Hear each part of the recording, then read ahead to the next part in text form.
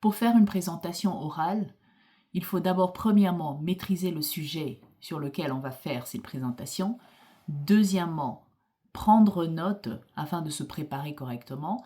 Et troisièmement, utiliser un support écrit pendant la présentation elle-même.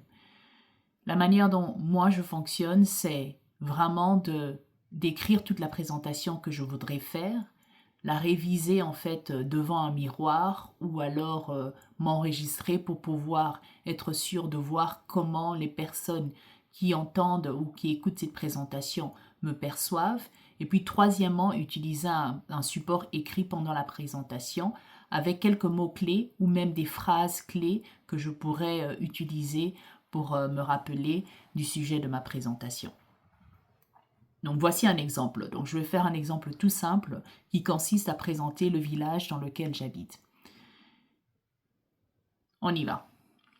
Bonjour, je m'appelle Patricia. J'habite en Suisse dans une municipalité qui s'appelle Remetschwil dans le district de Baden. Remetschwil est une commune qui consiste d'à peu près 2000 habitants, dont à peu près 12% d'étrangers. Dans cette commune, nous avons une école primaire ainsi qu'une école maternelle. Il y a très peu d'enfants dans la commune puisque l'âge moyen est assez élevé. Donc ça, c'est un exemple de présentation toute simple.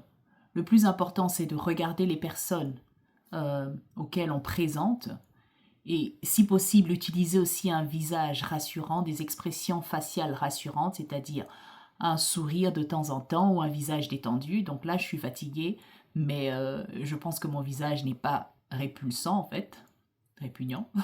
Donc, c'est très important de parler clairement, avec des paroles, avec des mots tout simples pour éviter, en fait, de se retrouver dans des discours qui ne servent à rien. Donc, discours très simple, présentation très simple, utiliser des fiches ou bien des feuilles avec les mots-clés sur lesquels on va se baser pour ne rien oublier.